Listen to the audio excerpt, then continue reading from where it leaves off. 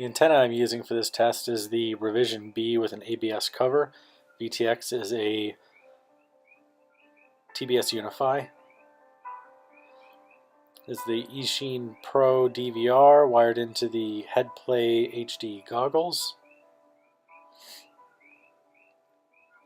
As you can see here, I'm in my Betaflight OSD. I'm going to set the VTX power to 25 milliwatts.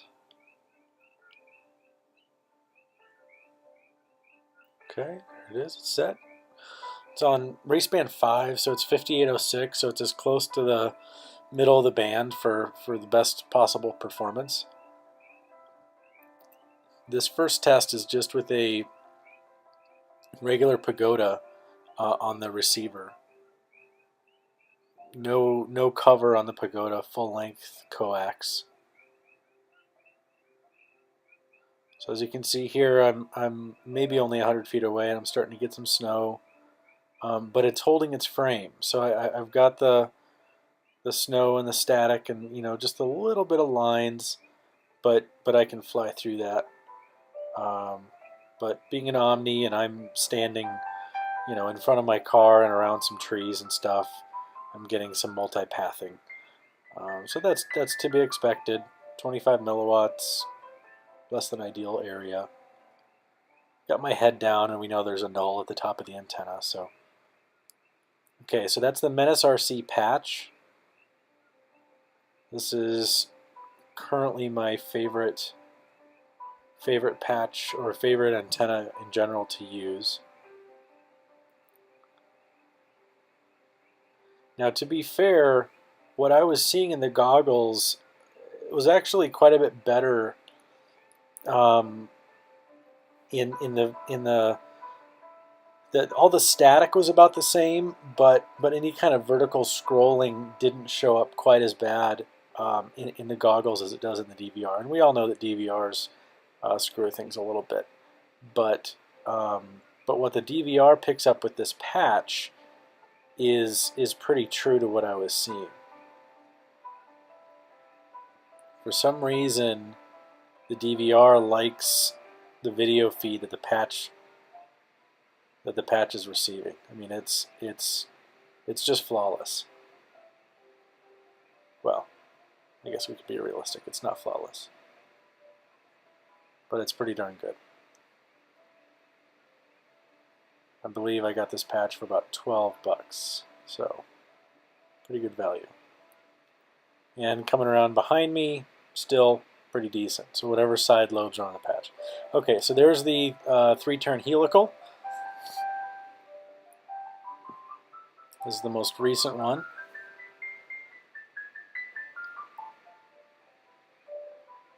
And looks pretty good at the little turnaround there. And there you start seeing the vertical scrolling, the loss of the vertical hold. You can see the bottom OSD jumping around. Now, I wasn't seeing as much of this as the DVR is picking up, but I'm still curious as to what kind of impedance mismatch or what's going on that the helical is doing that the patch is not, that we're getting all of this vertical scrolling and the white and black bars in the video.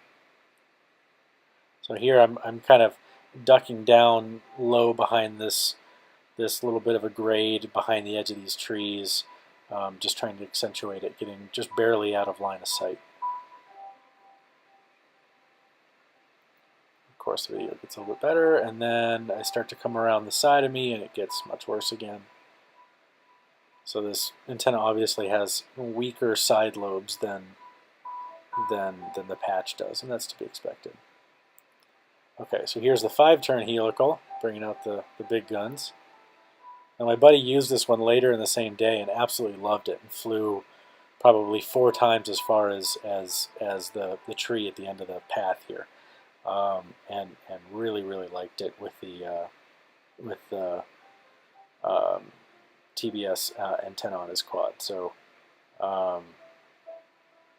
it seems to be just that the DVR doesn't like certain antennas. So obviously higher gain antenna, we're doing a little bit better out here around this little tree. Then I'm going to go down and kind of get out line of sight, and boom, it just, all of a sudden we get that same characteristic vertical scrolling.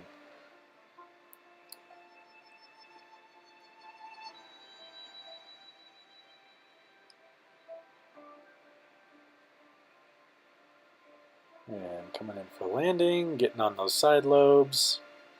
Pretty much same thing as the 3-turn helical. Once again, I wasn't seeing quite that bad of distortion in my feed.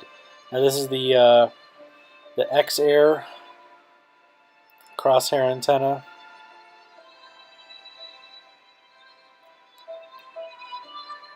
Now I had this antenna at the same time as an immersion patch, and found I liked the immersion patch better.